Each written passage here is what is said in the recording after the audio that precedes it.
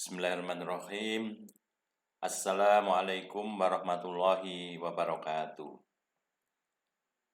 Saudara-saudara, hari ini kita akan memulai mempelajari mata kuliah baru, yaitu mata kuliah akuntansi manajemen.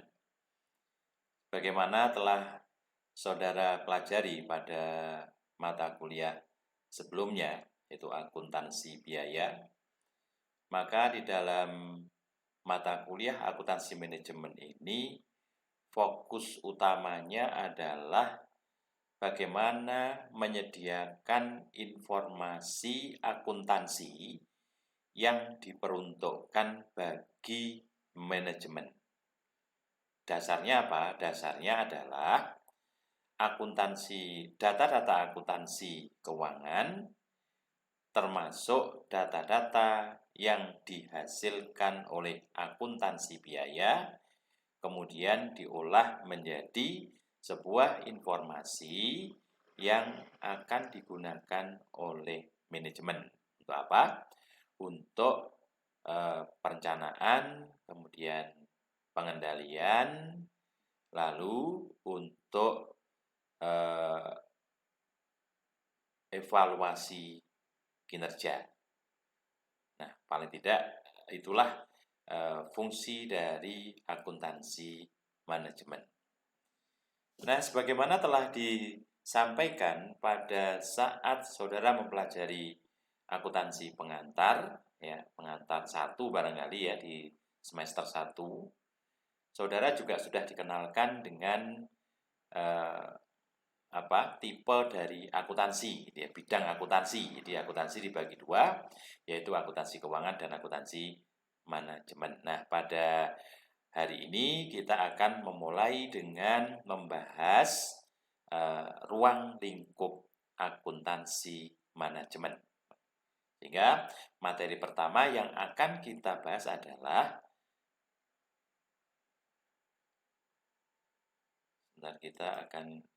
ini. Jadi yang pertama kita akan membahas ruang lingkup akuntansi manajemen. Nah, mari kita lihat. Pertama kita akan sampaikan terkait dengan pengertian apa yang dimaksud dengan akuntansi manajemen.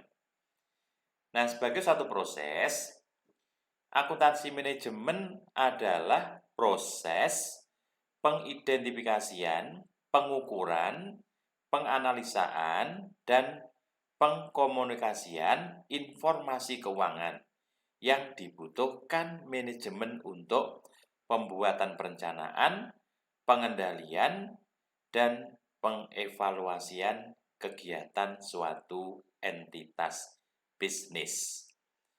Nah, sebagaimana telah kita sampaikan sebelumnya bahwa kalau akuntansi kita tinjau dari pengertian sebagai proses, maka akuntansi manajemen itu tugasnya apa? Mengidentifikasi, mengukur, menganalisa, dan mengkomunikasikan informasi keuangan. Ya, tapi hanya dikhususkan kepada manajemen. Sementara kalau akuntansi keuangan, yaitu sama persis definisinya, tapi informasi keuangan yang dibutuhkan oleh para pengguna laporan keuangan. Siapa?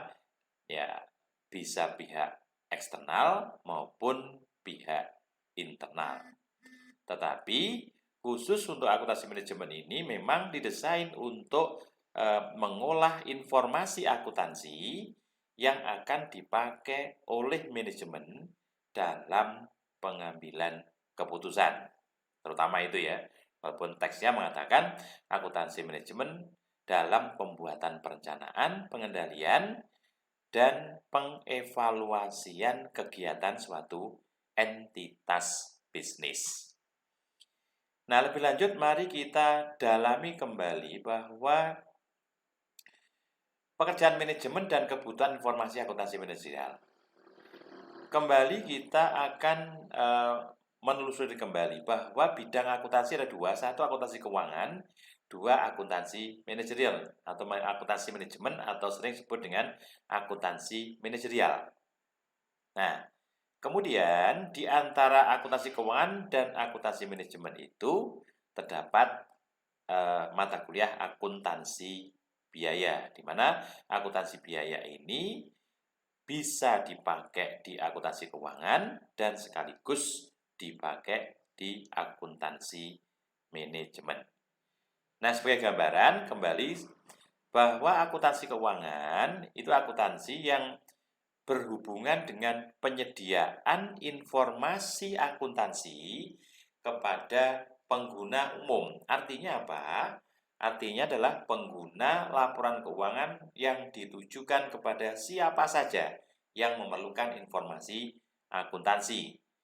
Investor, kemudian kreditor, ya, kemudian para pemegang saham, ya, lalu serikat pekerja, karyawan sendiri, ya, dan semua termasuk pemerintah ya, misalnya dinas pajak misalnya, juga otoritas yang terkait dengan perusahaan yang sudah listing di pasar modal, ya, dalam rangka untuk melindungi para pemodal, maka perusahaan diwajibkan untuk selalu mengirimkan laporan keuangan kepada Bapepam LK.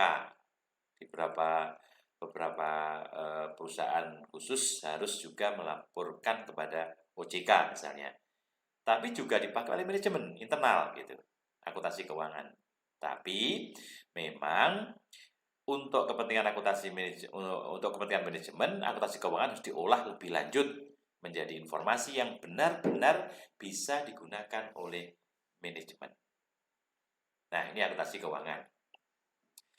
Sementara akuntansi biaya, untuk kepentingan akuntansi keuangan, ketika sebuah bisnis itu menjalankan operasi perusahaan yang berbentuk manufaktur atau pabrikasi, gitu kan, di mana di situ akan mengolah bahan baku dengan menggunakan tenaga kerja dan berbagai macam biaya-biaya tak tetap atau tak langsung lainnya, namanya BOP, ya, yang akan menghasilkan produk, maka akuntansi keuangan memerlukan informasi terkait dengan berapa unit cost produk atas barang yang dihasilkan oleh perusahaan manufaktur. Mengapa? Karena akuntansi keuangan pun juga nanti akan berkepentingan untuk menyusun laporan harga pokok penjualan, dan diantaranya adalah berisi laporan harga pokok produksi, di mana harga pokok produksi itu dihasilkan oleh akuntansi biaya. Nah, sementara akuntansi manajemen, sebagaimana telah sampaikan tadi, adalah difokuskan untuk menghasilkan informasi, ya, menghasilkan informasi yang akan digunakan oleh manajemen dalam rangka untuk perencanaan, kemudian pengendalian, dan juga pengevaluasian, ya, kinerja perusahaan atau unit bisnis yang terkait dengan proses menghasilkan barang atau jasa, bahkan proses untuk menjual barang atau jasa, begitu ya. Nah, lalu di mana letak akuntansi biaya? Gini, ketika akuntansi biaya itu menghasilkan harga pokok, katakanlah dalam akuntansi biaya nanti akan menghasilkan berapa unit cost atau berapa harga satu unit barang yang dihasilkan, yaitu penambahan dari biaya bahan baku ditambah dengan biaya tenaga kerja dan ditambah dengan biaya overhead pabrik. Nanti di akuntansi biaya akan menghasilkan berapa unit cost produk, gitu ya. Baik menggunakan pengumpulan biaya produksi dengan job order costing system atau menggunakan proses costing system, ya. Tentu nanti akan menghasilkan berapa harga pokok per unit produk yang dihasilkan. Nah, sementara akuntansi manajemen akan memutuskan berapa besarnya harga jual atas produk yang dihasilkan. Tentu di dalam keputusan untuk membuat harga jual itu, dasar yang utama adalah harga pokok produksi per unit yang dihasilkan oleh akuntansi biaya. Misalnya, dalam akuntansi biaya menghasilkan unit cost-nya, satu unit harga per satu unit atau harga pokok per satu unit barang yang dihasilkan adalah Rp300 misalnya, di mana bahan bakunya 100, biaya tenaga kerja 100, biaya overhead pabrik 100, berarti berapa? 300 per satu unit. Nah, pertanyaannya adalah berapa manajemen akan memutuskan harga jualnya? Ya, tentu manajemen nggak akan rugi kan? Jadi, maka manajemen akan menentukan harga jual yang didasarkan pada harga pokok. Misalnya, setelah barang jadi, tentu akan dijual. Untuk jual itu perlu biaya, misalnya biaya administrasi untuk mengelola barang gitu kan, yang telah diproduksi itu sampai terjual. Kemudian untuk menjual juga perlu biaya penjualan, untuk biaya iklan, untuk biaya pengangkutan dan sebagainya itu. Ya, katakanlah setelah dihitung menurut pengalaman perusahaan, biaya operasional yang ditambahkan nanti gitu kan, katakanlah 10%. Ya, 10%. Kemudian laba yang diinginkan adalah 30% dari harga pokok.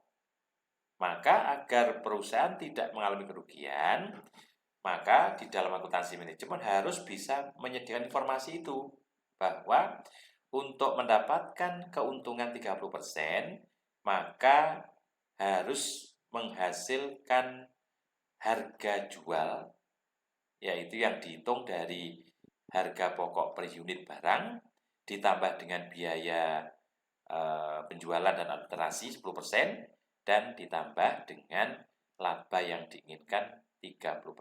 Berarti totalnya adalah 30 plus 10 atau 40%. Berarti harga jual yang ditetapkan sebesar 300 dikalikan dengan 1,4. Ya. Kenapa 1,4? Karena untuk biaya operasi 10, biaya untuk laba yang diinginkan 30%. Nah, akhirnya apa yang terjadi? Bahwa manajemen memutuskan harga yang tepat agar ketika barang yang dihasilkan itu terjual, akan mendapatkan keuntungan 30% dari biaya atau harga pokok yang telah dikeluarkan. Nah, itulah akuntansi manajemen.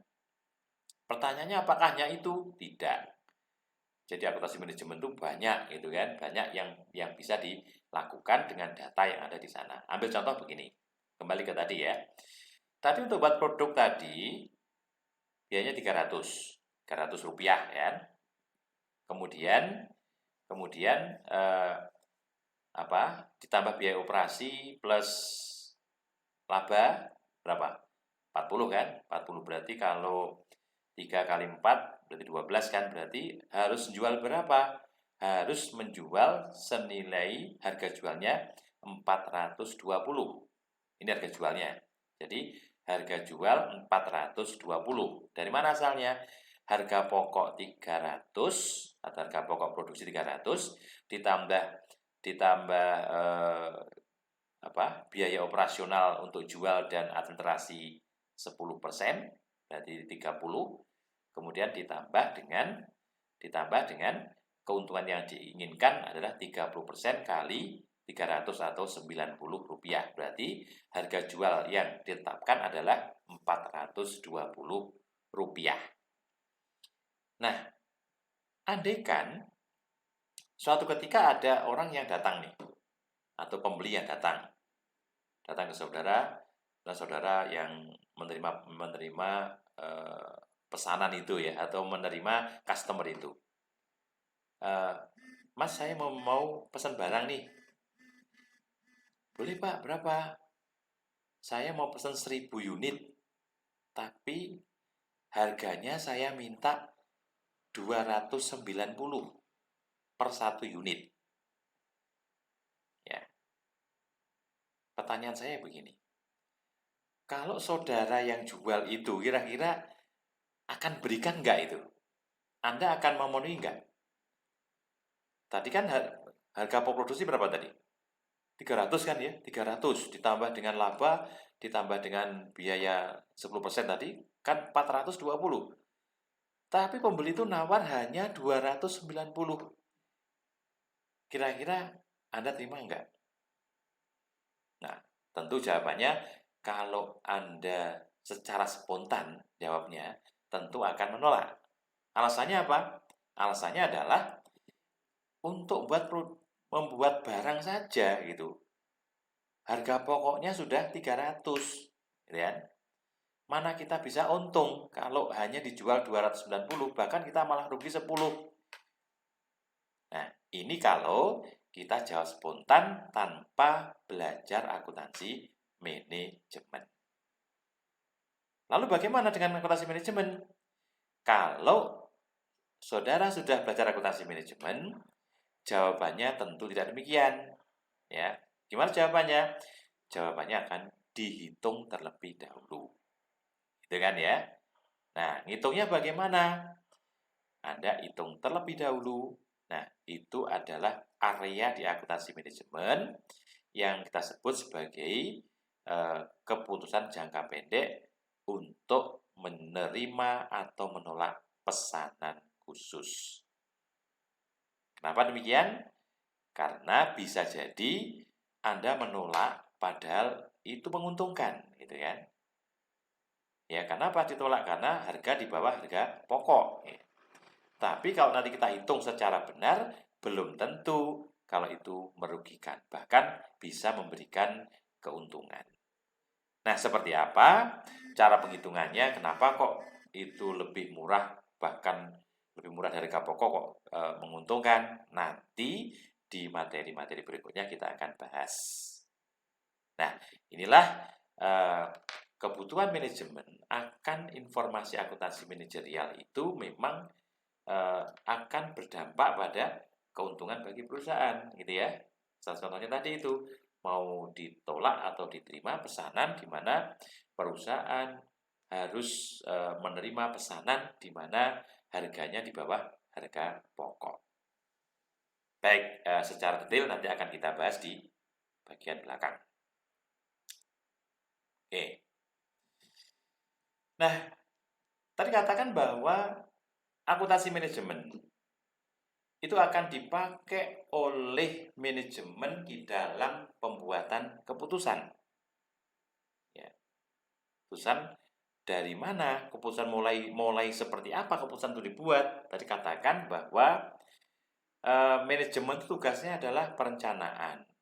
Lalu setelah itu implementasi. Ya. Kemudian pengendalian atau controlling, mengukur prestasi. Dan juga melakukan penilaian kinerja tadi kan, yang gitu kan, penilaian kinerja tadi. Nah, maka di dalam slide ini kita akan bicara siklus pengendalian atau siklus perencanaan dan pengendalian. Bagaimana terjadi? Nah, ketika sebuah bisnis itu akan beroperasi, maka tahap awal yang dilakukan adalah memformulasikan rencana jangka panjang, long ya, dan rencana jangka pendek. Dalam hal ini adalah planning atau perencanaan. Ya. Nah, dalam perencanaan, manajemen tentu akan memerlukan informasi. Informasi apa? Informasi akuntansi. Informasi yang mana? Informasi akuntansi manajemen. Jadi, ketika membuat perencanaan itu nanti akan diakhiri dengan pembuatan budget atau anggaran. Dan anggaran itu didasarkan pada angka-angka akuntansi tahun-tahun sebelumnya yang sudah dimodifikasi dan disesuaikan dengan kondisi saat ini dan kondisi yang akan datang. Maka diperlukanlah pada saat planning itu pengambilan keputusan. Pengambilan keputusan di saat planning ini, siklus yang pertama ini memerlukan informasi, dan informasi itu adalah informasi akuntansi manajemen. Gitu ya. Nah, setelah selesai pembuatan rencana dalam bentuk rencana kegiatan maupun rencana keuangan anggaran itu, maka tugas manajemen adalah melaksanakan rencana itu, implementing plan, melaksanakan rencana yang telah dibuat.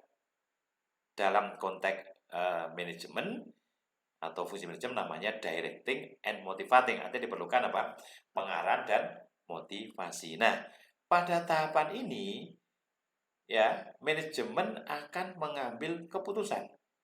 Decision making ya, mengambil keputusan. Keputusan apa? Keputusan terkait dengan pelaksanaan.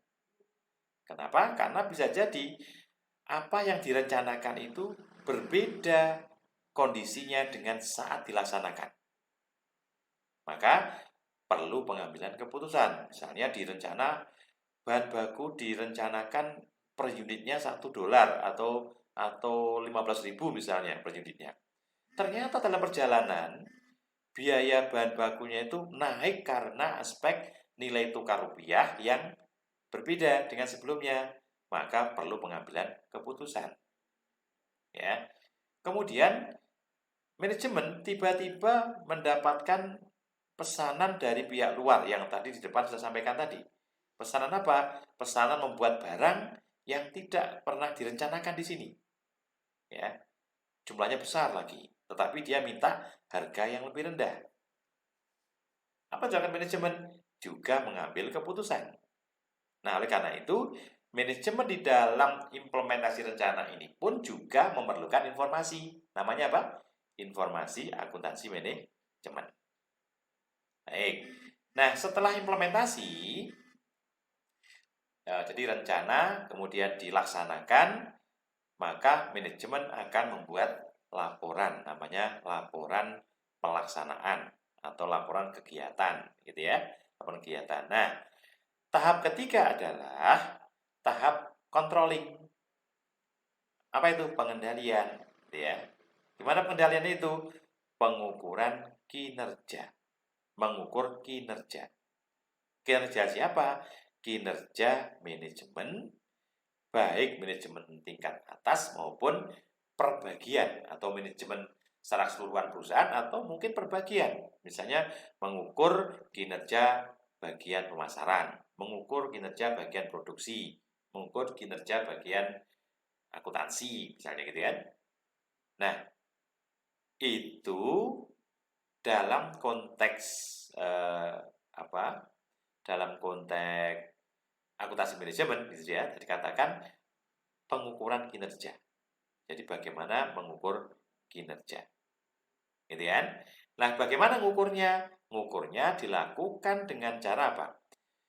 Membandingkan ya,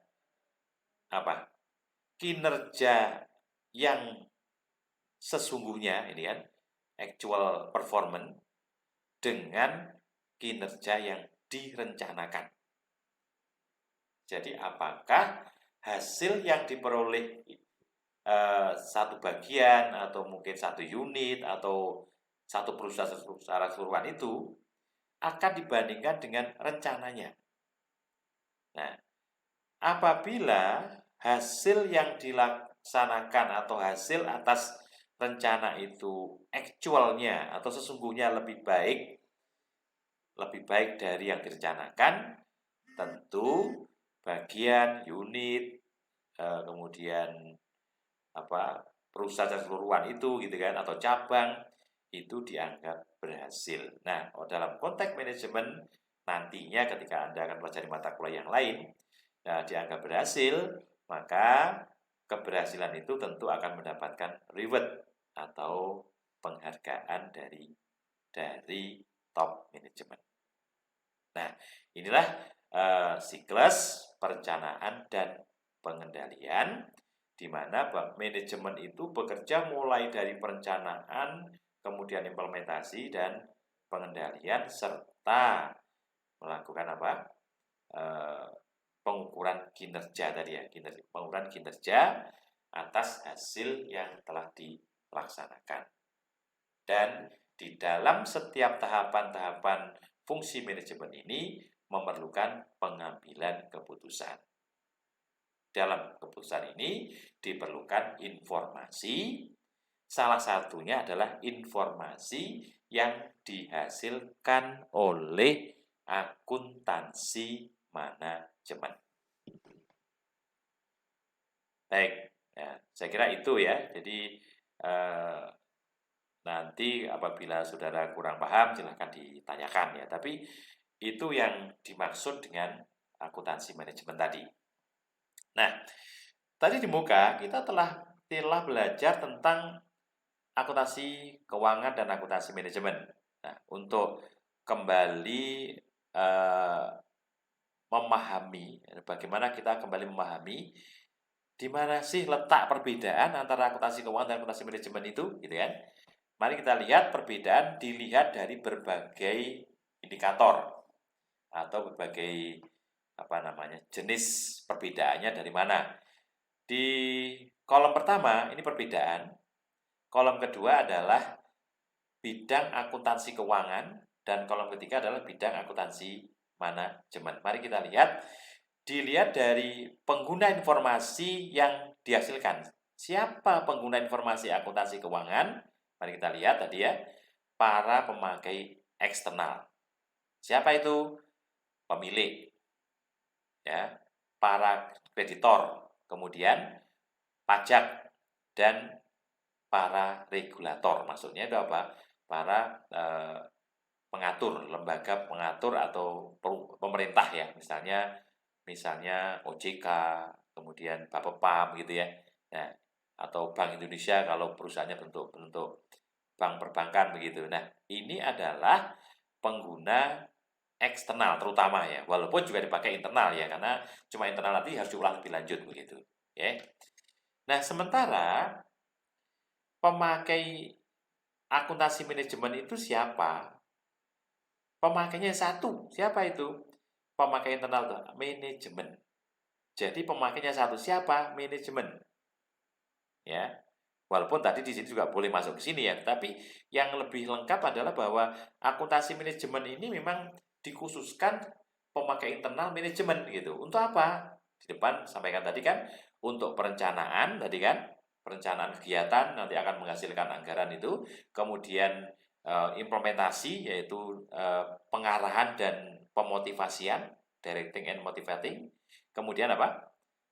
Pengendalian dan performance evaluation atau evaluasi kinerja. Misalnya mengevaluasi kinerja cabang A misalnya, cabang Jawa Tengah, kantor pusat di Jakarta, kemudian kita mengevaluasi kinerja cabang Jawa Tengah, kinerja cabang DIY. Nah, itu namanya apa? Performance evaluation. Jadi evaluasi kinerja. Yang pertama. Yang kedua adalah sifat laporan. Untuk akuntansi keuangan, sifat laporan itu menekankan peringkasan keuangan dari aktivitas historis. Artinya bahwa sifat laporannya itu adalah meringkas aktivitas-aktivitas masa lalu, keuangan masa lalu. Ya, karena sifatnya memang dari masa lalu kemudian dikumpulkan, diringkas, lalu dilaporkan kepada pihak-pihak yang memerlukan tadi. Kemudian, untuk manajemen accounting, menekankan pada keputusan yang akan memiliki dampak di masa yang akan datang. Jadi ini lebih menekankan pada masa yang akan datang. Sehingga datanya apa? Data masa lalu, data masa kini, dan data yang masa yang akan datang. Setiap keputusan yang diambil tentu akan berdampak pada perusahaan di masa yang akan datang. Ya, kembali ke contoh yang tadi. Andaikan tadi di muka saya sampaikan bahwa untuk menjual barang yang telah kita hitung tadi diperlukan harga pokoknya sendiri 300, kemudian biaya operasi 100, betul ya tadi ya, 10 ya, 10% berarti 30, kemudian laba yang diinginkan adalah 30% dari 300 atau 90. Berarti harga yang kita tawarkan agar kita untung 30% adalah 420 dari sini ya. Nah, tetapi perusahaan lain bisa membuat produk dengan harga yang lebih murah. Lebih murah dengan biaya lebih murah, sehingga dia bisa menjual di bawah 420. Misalnya dia hanya bisa dapat menjual produk yang sama, kualitas sama, harganya cuma 400. Nah, andaikan saudara itu akan memutuskan 420, kira-kira nanti menang atau kalah di dalam persaingan bisnis? Itu akan kalah kan? Orang akan pilih produk yang kualitasnya sama tetapi harganya lebih murah, gitu kan? Maka disinilah letak dari akuntansi manajemen. Maka keputusan yang diambil adalah mengurangi harga jual, gitu ya. Jadi harga jual dikurang agar labanya tetap 30, maka kedepannya yang ditekan. Ya, dalam akuntansi biaya namanya penentuan harga berdasarkan target costing. Jadi harganya dulu yang tentukan, baru tarik ke depan, tarik ke belakang gitu kan. Jadi nanti akan ada efisiensi besar-besaran di dalam proses produksi gitu ya. Nah, inilah dampaknya harus diperhitungkan ke depan seperti apa. Yang kedua. Lalu yang ketiga adalah sifat data yang dilaporkan. Sifatnya apa? Nah, dalam akuntansi keuangan menekankan pada objektivitas dan dapat diverifikasinya data yang dilaporkan. Jadi, di dalam akuntansi keuangan harus melaporkan apa adanya, objektif. Tidak ditambah, nggak dikurang, jadi apa adanya.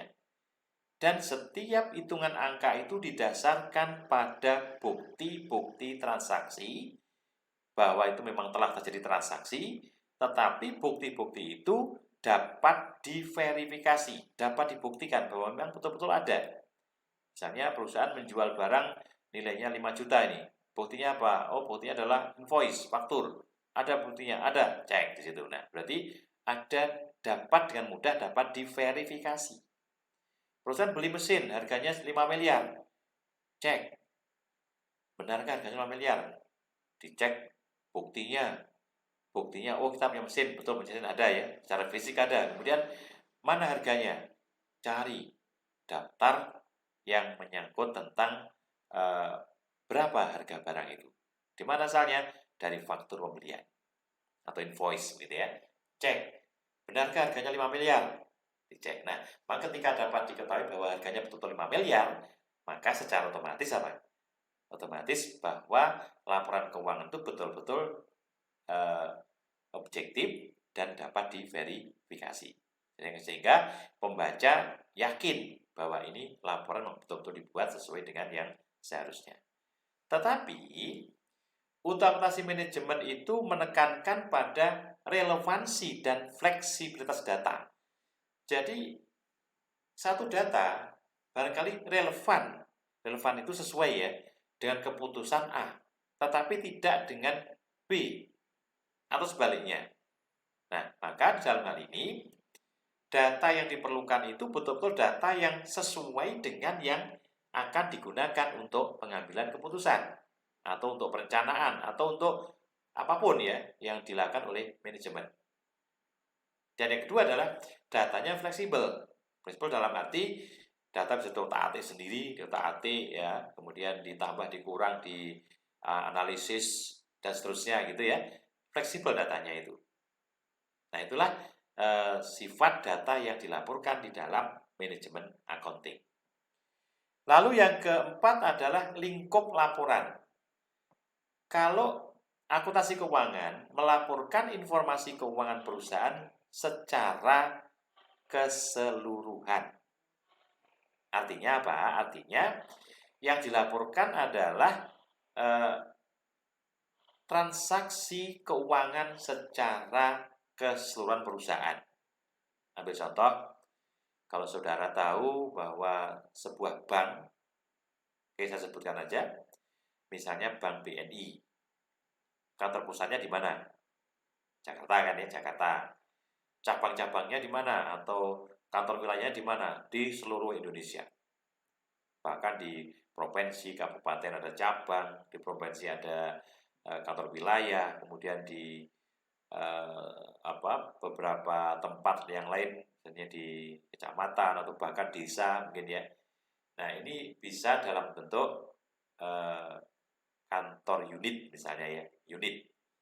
Nah maka yang dimaksud dengan laporan keuangan lingkup akuntansi keuangan adalah data atau laporan yang dibuat oleh BNI Pusat yang merupakan rangkuman dari semua kinerja keuangan, semua bagian, semua cabang, ya, semua kantor wilayah seluruh Indonesia yang dikumpulkan.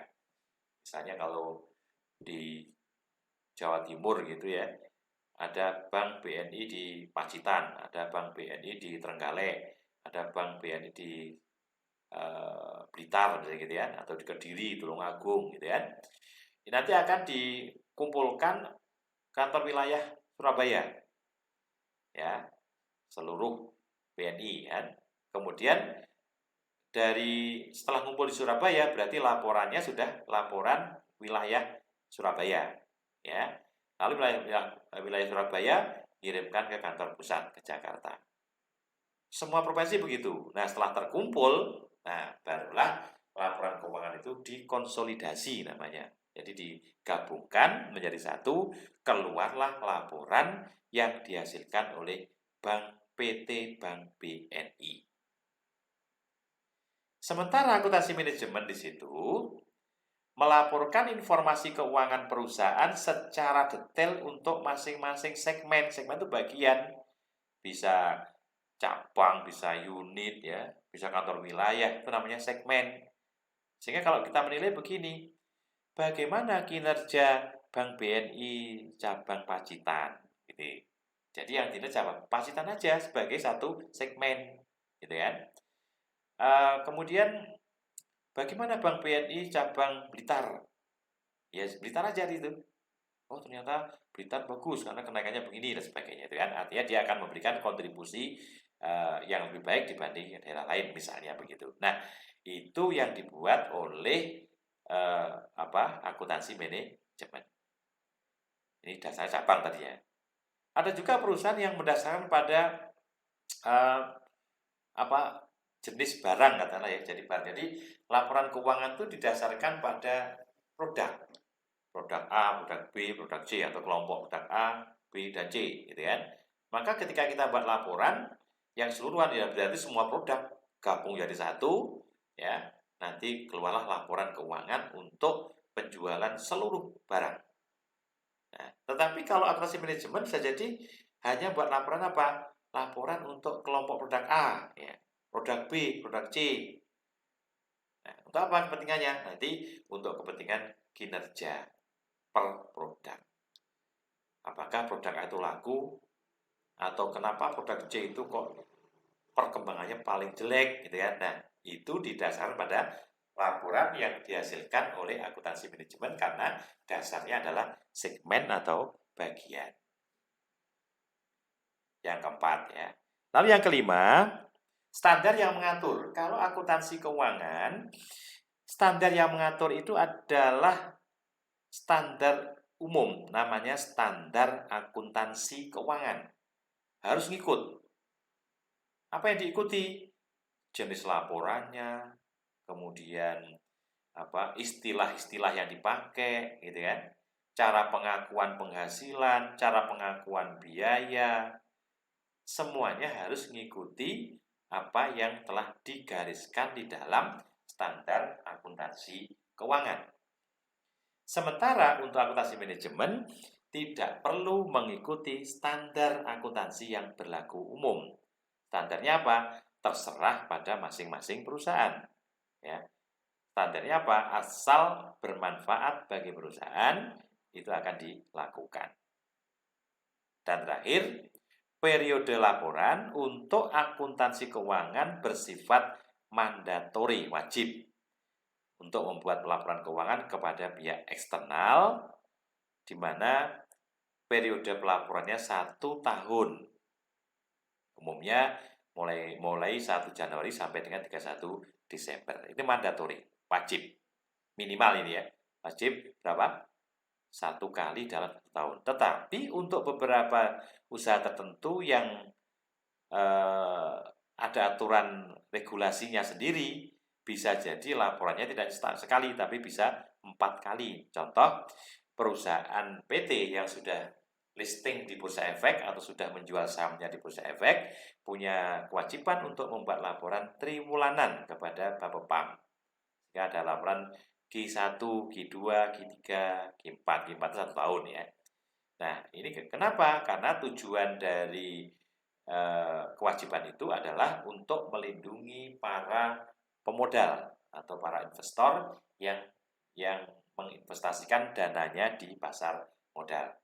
Maka Bapepam, kemudian OJK untuk bidang tertentu ya, itu punya kewajiban untuk melakukan pengawasan yang ketat dan monitoring secara ketat terkait dengan proses jual beli barang saham di pasar modal. Sementara untuk akuntansi manajemen tidak mandatori, tidak mempunyai kewajiban buat laporan gitu kan. Tidak 1 tahun sekali. Tapi sesuai dengan kebutuhan manajemen. Artinya manajemen bebas apakah membuat laporan mingguan kah, harian kah, atau bulanan, atau tengah tahunan, atau triwulanan. Terserah pada masing-masing perusahaan. Yang penting bahwa laporan itu memang disediakan kepada manajemen untuk berbagai macam kepentingan, ya, sehingga tidak mengikuti standar akuntansi keuangan dan tidak ada kewajiban untuk membuat laporan secara periodik. Tapi semua diserahkan pada perusahaan masing-masing, ya. Yang butuh 1 bulan ya silahkan, mau mingguan juga silahkan, karena ada beberapa bagian yang memang memerlukan informasi itu bahkan harian gitu ya. Nah, itulah perbedaan akuntansi keuangan dengan akuntansi manajemen. Baik. Nah, untuk kepentingan yang lain terkait dengan akuntansi manajemen, tadi kan kita bicara perusahaan secara keseluruhan, misalnya ini ya. Ini adalah perusahaan secara keseluruhan. Jadi ketika kita akan membuat laporan keuangan perusahaan akuntansi keuangan tadi ya ini, satu ini adalah perusahaan. Namanya apa? Perusahaan secara keseluruhan. Oke. Nah, kemudian dipimpin oleh siapa? Board of Directors. Ada BOD namanya. Dipimpin oleh presiden direktur ya. Presiden itu membawai siapa? Membawai ini. Departemen Purchasing, pengadaan atau pembelian. Departemen Personal, SDM.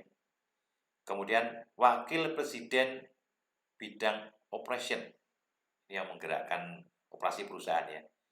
Kemudian Chief Financial Officer ya, atau CFO. Ini bidang keuangan ya, bidang keuangan. Kemudian di bidang keuangan membawahi 2, 1 treasurer, 2 adalah controller. Mungkin kalau saudara menerjemahkan treasurer itu apa? Bendahara. Artinya bagian keuangan. Sementara controller adalah kepala bagian akuntansi di perusahaan. Nanti beberapa bagian yang terlibat di dalam proses akuntansi manajemen. Nah, kemudian Vice President Operation, dia mempunyai banyak cabang. Ada cabang luar negeri, ada Hong Kong, ada cabang Hong Kong, kemudian ada cabang mana ini? Ada cabang Tokyo. Ini manajer store, manajer Tokyo Store, toko ini ya. Toko di sini ada manajer Hong Kong Store gitu kan. Nah, kemudian apa yang dijual di situ? Ada musik ini dijual ya. Ini adalah menjual bisa CD, bisa kaset ya. Walaupun sekarang sudah tidak terlalu kalau saat ini barangkali tidak terlalu ya. Zaman dulu kan masih ya. Ada manajer international rock. Jadi ada manajer yang khusus untuk menjual menangani penjualan musik-musik rock, ini musik klasik atau jazz ya. Kemudian musik cantopop ya, pop ya. Kemudian di sini ada manajer Tokyo juga sama ya, menangani apa, manajer internasional rock, kemudian manajer klasikal atau jazz musiknya gitu, kemudian ada manajer karaoke, jadi ada karaoke dan other stop lain-lain gitu ya. Nah, sehingga kalau dikatakan mana yang termasuk unit, nah ini unit ini. Ini vice president itu membawa ini unit apa? Hong Kong itu membawa apa lagi? Manajer internasional rock, manajer classical rock, manajer cantopop, kemudian ada yang di Tokyo ada international rock, kemudian ada classical atau jazz, kemudian ada karaoke dan lain-lain. Bisa dibawa makin banyak ini. Nah, sehingga kalau tadi di depan tadi mengatakan perusahaan kelurahan itu seperti apa? Ini nggak punya penghasilan ini. Dari mana penghasilannya? Ini dari sini nih. Ini penghasilan dari semua cabang-cabang ini baik dalam negeri maupun luar negeri kumpulkan jadi satu oleh ini bagian accounting ini ya, kontrol ini kan, maka jadi laporan keuangan selama 1 tahun. Sementara di akuntansi manajemen bisa jadi hanya membahas masalah ini di sini ya, mengukur prestasi manajer Hong Kong, prestasi manajer Tokyo, mengukur prestasi manajer international rock, manajer klasikal atau jazz, ini sama ya, jazz, klasikal atau mungkin mengukur kinerja dari manajer karaoke. Maka masing-masing itu akan dilakukan apa? Pengukuran kinerja bagian atau kinerja divisi. Nah, inilah struktur yang sangat penting ketika kita belajar akuntansi manajemen. Baik. Nah, kemudian apa manfaat informasi akuntansi? Bagaimana informasi akuntansi bermanfaat? Saya bacakan bahwa data akuntansi yang disusun akuntan merupakan informasi bagi manajemen. Jadi, semua data yang disusun oleh akuntan ini merupakan informasi bagi manajemen. Informasi mempunyai 3 tujuan. Pertama adalah membuat keputusan rutin bisnis, kegiatan operasional, keputusan jangka panjang atau investasi jangka panjang. Artinya bahwa manajemen itu mempunyai tugas, ya. Tugasnya apa? Membuat keputusan rutin maupun jangka panjang. Jangka panjang itu apa? Seperti investasi di aset jangka panjang, membeli mesin-mesin yang canggih misalnya gitu jangka panjang. Yang operasi ya kegiatan operasi harian itu kan, bisnis harian ini kan, rutin harian itu seperti apa. Nah, ini semua memerlukan informasi dan informasi ini disajikan oleh akuntansi. Pertama. Yang kedua, memberikan pelaporan kepada pihak luar perusahaan, yaitu pemegang saham, dinas pajak, lembaga keuangan, dan lain-lain. Ingat, ini baru data akuntansi, ini bukan akuntansi manajemen ya, tapi data akuntansi yang merupakan informasi bagi manajemen untuk ini gitu maksudnya ya. Ya, jadi setelah manajemen buat melaksanakan kegiatannya, kemudian melaporkan hasilnya secara keuangan dalam bentuk laporan keuangan, itu akan diberikan kepada pihak luar. Lalu yang ketiga, memberikan informasi kepada pihak internal perusahaan, yaitu kepada berbagai level manajemen. Jadi di bagian ini ya, terutama di akuntansi terutama nih ya, yang bisa menciptakan data-data, di mana data itu akan dipakai oleh bagian lain. Misalnya, terkumpul di bagian akuntansi, datanya kan. Kemudian bagian pemasaran itu merencanakan akan menjual produk tahun depan atau meminta permohonan pada perusahaan direktur untuk tahun depan menaikkan penjualan sampai dengan 100%. Misalnya begitu ya. Pertanyaannya begini. Informasi apa yang diperlukan untuk memutuskan bahwa kita akan menjual produk 100% lebih banyak dibanding tahun sekarang atau naik 100% dari sekarang. Kalau sekarang 5 juta unit, besok akan menjual 10 juta unit begitu. Nah, tentu ada banyak pertimbangan. Misalnya di level-level ini kan ada pertimbangan. Misalnya kita punya nggak sumber daya untuk membuat produk 2 kali lipat. Kita punya mesinnya nggak?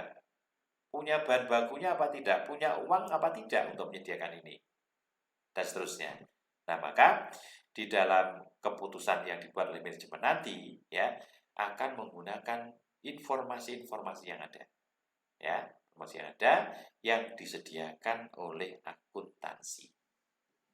Nah, itulah manfaat informasi akuntansi. Jadi, manfaatnya sangat banyak informasi akuntansi. Bayangkan kalau akan buat keputusan tetapi tidak mempunyai informasi. Bisa jadi apa? Keputusan yang dibuat salah atau tidak mencerminkan kegiatan yang bisa memberikan kontribusi keuntungan bagi perusahaan. Baik. Nah, kemudian dalam kegiatan di perusahaan itu sendiri, akuntansi itu dipegang oleh akuntan manajemen. Siapa itu akuntan manajemen? Akuntan manajemen itu adalah orang-orang lulusan akuntansi yang bekerja di perusahaan itu, namanya akuntan manajemen. Misalnya saudara lulus akuntansi, kemudian bekerja pada perusahaan atau perusahaan atau mungkin di pemerintahan gitu kan, di bagian akuntansi, maka Anda disebut akuntan manajemen. Gitu ya. Kalau Anda kerja di sebagai auditor di kantor akuntan, nah Anda bukan akuntansi manajemen, tapi akuntan publik, akuntansi publik. Kenapa? Karena tugasnya adalah memberikan jasa akuntansi kepada pihak lain, kan begitu. Tapi kalau saudara kerja di perusahaan, apapun perusahaannya dan kerja di bagian akuntansi, maka Anda adalah seorang akuntan manajemen. Pertanyaannya begini, apa sih tugas akuntan manajemen itu? Kan begitu ya. Ada 3 tugas akuntan manajemen. Yang pertama adalah pencatatan kegiatan bisnis atau sering kita sebut sebagai scorekeeping. Scorekeeping, pencatat kegiatan scoring, dan skor namanya. Nah, di sini tugas akuntan manajemen adalah menyajikan informasi sebagai alat ukur untuk menilai prestasi kerja manajer.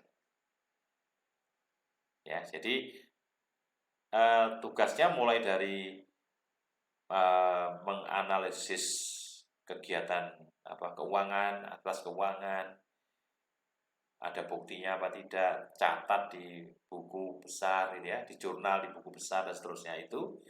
Nah, kemudian akan menghasilkan informasi dari proses akuntansi itu kan. Nah, oleh karena itu tugas akuntan manajemen adalah menyajikan informasi itu gitu kan, sebagai alat ukur untuk menilai kinerja manajer. Pertama itu. Yang kedua adalah pengarah perhatian atau attention directing, yaitu membantu manajemen untuk menilai prestasi kerjanya secara rutin dan membantu membuat perbaikan-perbaikan dalam penyusunan strategi, kebijakan, program kerja, anggaran, dan di bidang pengendalian kegiatan. Kenapa demikian? Karena tugas akuntan manajemen itu memang seperti itu. Mengumpulkan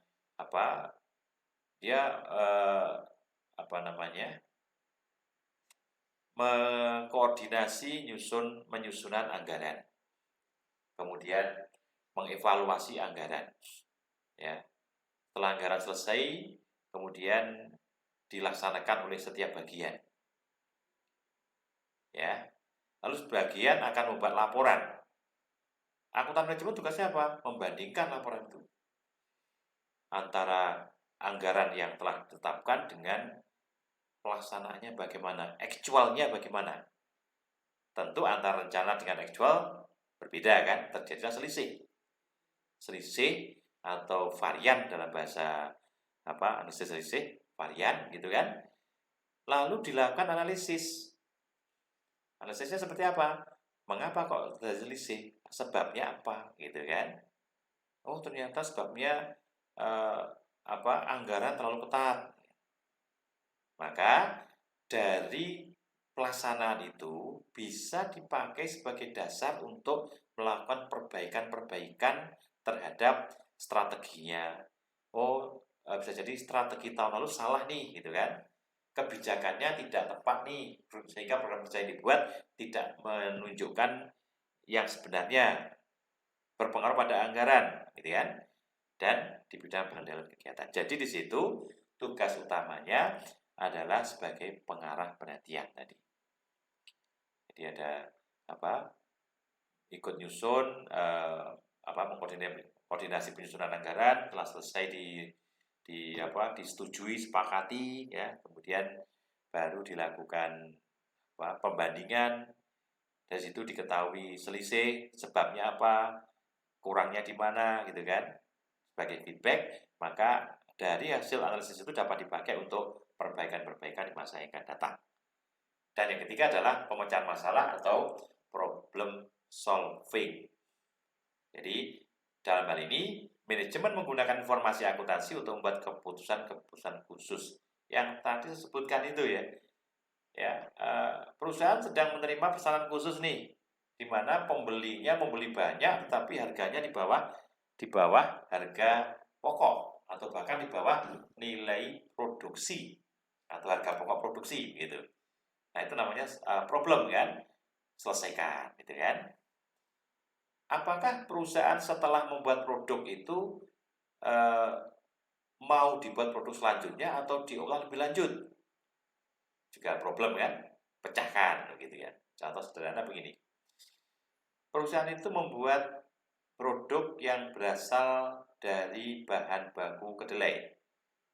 Membuat tahu misalnya, ya, buat tahu. Tentu saudara pernah lihat orang buat tahu, kan, ya? Jadi pertama kali dilembutkan begitu, ya, tahunya kedelainya direbus, kemudian dilembutkan, jadilah tahu. Nah, tahu adalah produk utama, namanya tahu. Tapi selain produk utama tahu, ada produk sampingan, namanya apa? Ampas tahu. Ya. Pertanyaannya begini, apakah setelah dapat dipisahkan ampas tahu dengan tahunya itu, gitu kan? Apakah ampasnya itu langsung dijual dalam bentuk ampas? Ampas itu untuk apa ini? Ya, untuk yang lain, ya. Orang lain membuat apa? Untuk pakan ternak kah? Untuk buat tempe gembus kah? Atau yang lain, gitu kan? Atau perusahaan itu ngolah sendiri, gitu. Jadi dari ampas tahu diolah sendiri menjadi produk baru, namanya apa? Tempe gembus. Nah, maka akan ada pertanyaan, apakah satu produk setelah terpisah tadi mau diolah lebih lanjut atau dijual dalam kondisi setelah pisah? Ini juga belum yang utama, tahu. Apakah dijual tahu seperti itu atau perusahaan menjual tahu dalam bentuk sudah diolah lebih lanjut menjadi tahu goreng atau tahu takwa kalau di Kediri, gitu ya. Tahu takwa atau mungkin diolah lagi di tahu bakso dan sebagainya. Itu diperlukan pemecahan masalah. Kira-kira lebih menguntungkan yang mana? Apakah dijual dalam kondisi seperti itu atau memang langsung dijual tanpa diolah lebih lanjut? Itulah tugas akuntan manajemen. Jadi akan memberikan kontribusi terhadap keputusan yang nanti akan memberikan keuntungan lebih besar kepada perusahaan. Baik.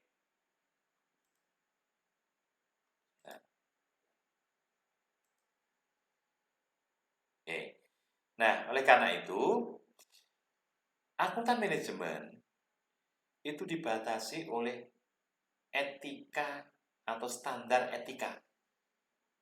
Artinya, kalau saudara itu jadi akuntan manajemen, itu ada etikanya. Nah, diadopsi dari IMA. IMA itu adalah Institute of Management Accounting. Bahwa akuntan manajemen itu mempunyai standar atau standar etik. Yang pertama adalah akuntan manajemen itu harus kompeten. Artinya mempunyai kompetensi. Apa saja? Pertama adalah dari kompetensi, akuntan manajemen mempertahankan kompetensi profesional pada level yang semestinya. Nah, di sini menuntut seorang akuntan manajemen itu akan belajar terus-menerus. Kenapa? Karena perkembangan ilmu pengetahuan itu ternyata apa? Berkembang sangat pesat. Banyak aspek-aspek yang mempengaruhi dan banyak aspek yang bisa menjadikan akuntan manajemen itu ketinggalan kalau tidak mengikuti.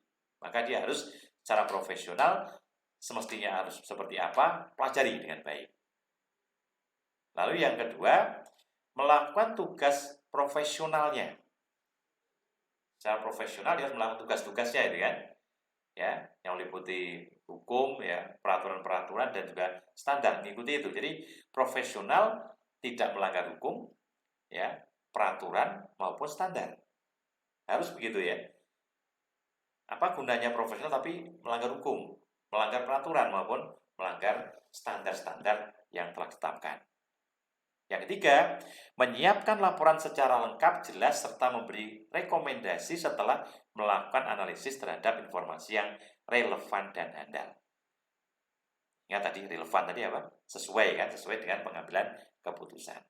Jadi kalau dia tahu, sampaikan ya. Kalau dia memang memahami apa yang dibuat dengan baik, sampaikan bahwa itu memang penting disampaikan.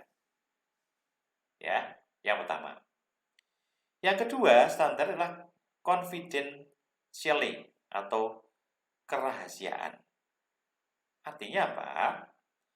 Akuntan manajemen tidak mengungkapkan informasi rahasia yang diperoleh dalam menjalankan pekerjaannya, kecuali diperlukan dalam pengadilan. Ambil contoh, saat ini perusahaan di mana akuntan itu bekerja mempunyai rencana akan membeli mesin tertentu gitu ya. Nah, tapi karena dia punya informasi itu ya, kemudian dia punya saudara mungkin, atau bahkan dia punya usaha sendiri gitu kan, informasikan, ya, atau teman dekatnya gitu kan, informasikan ke sana bahwa perusahaan saya butuh mesin ini, kalau Anda tertarik silakan ngirim, nanti saya prioritaskan misalnya gitu kan. Nah, itu adalah melanggar apa? Kerahasiaan. Kenapa? Dia bukan orang yang berhak punya otoritas untuk mengumumkan itu. Tapi dia karena ada informasi itu, dia sampaikan. Nah, itu melanggar etika akuntan manajemen. Lalu yang kedua, menginformasikan kepada bawahannya tentang kerahasiaan informasi yang diperoleh dan mengawasinya agar menjaga rahasia secara profesional. Jadi dia ketika memang harus di-share dengan bawahannya, lakukan, tapi harus menjaga informasi itu. Rahasia itu dijaga sedapat mungkin, harus semampu mungkin dijaga, jangan sampai dilanggar. Dan yang ketiga, tidak memanfaatkan informasi rahasia untuk keuntungan ilegal serta tidak etis baik untuk diri sendiri maupun pihak ketiga. Jadi karena suatu hal dia punya informasi, oke langsung dia dirikan perusahaan, lalu seolah-olah orang lain yang datang perusahaan untuk menawarkan jasanya gitu ya, untuk ikut project itu gitu ya, padahal dia sendiri sebetulnya itu ya yang punya perusahaan. Maka itu dianggap melanggar etika apa? Etika kerahasiaan. Jadi pertama kompetensi, yang kedua adalah kerahasiaan. Lalu yang ketiga adalah integritas atau integrity. Ya. Apa itu integrity? Pertama, tandai bahwa akuntan manajemen itu harus menghindari perbedaan kepentingan atau conflict of interest. Justru kepentingan pribadi dengan kepentingan perusahaan. Ini juga berlaku seperti contoh sebelumnya ya. Jadi misalnya, ini ada informasi ini, nah saya berkepentingan ini. Kalau saya informasikan pada seseorang tertentu, nanti kalau goal saya dapat sesuatu. Nah itu namanya conflict of interest. Harus menghindari. Yang kedua, menghindari aktivitas yang dapat menimbulkan keraguan terhadap kemampuannya dalam melaksanakan tugas. Yang ketiga, menolak segala bentuk hadiah, tanda mata, atau keramahan yang dapat mempengaruhi tindakannya. Nggak boleh ya. Mengenalkan dan mengkomunikasikan batasan profesional yang akan menghambat kebijakan atau kesuksesan kinerjanya. Gitu ya. Yang kelima, mengkomunikasikan informasi dan kebijakan profesi atau opini baik yang bersifat menguntungkan atau yang tidak. Dan yang keenam, tidak melakukan atau mendukung aktivitas yang dapat mendiskreditkan profesinya. Ini dari sisi apa? Standar etika dari sudut pandang integritas. Artinya apa? Akuntan manajemen harus punya integritas yang tinggi sehingga bisa melaksanakan atau tidak melakukan hal-hal yang disebutkan di 1, 2, 3, 4, 5, 6 ini. Dan terakhir, akuntan manajemen harus mengedepankan objektivitas atau objectivity, yaitu mengkomunikasikan informasi secara wajar dan objektif. Jadi, mengkomunikasikan informasi yang wajar, tidak ditambah, nggak dikurang, dan objektif apa adanya.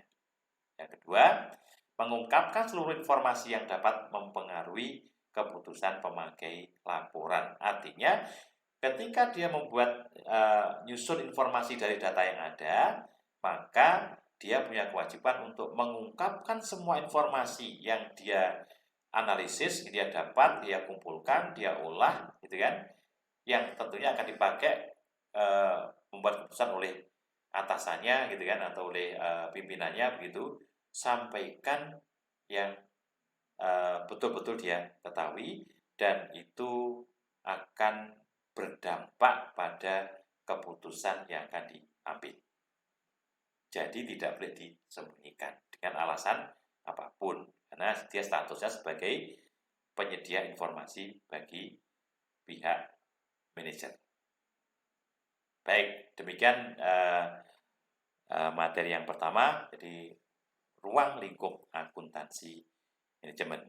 Ya, silakan dipelajari lebih lanjut. Ini kebetulan yang saya sampaikan itu pokok-pokoknya saja. Nanti tugas Anda masih harus mencoba untuk mempelajari lebih lanjut dengan mempelajari buku-buku artikel dan apa saja lah buku-buku yang menyangkut tentang akuntansi manajemen.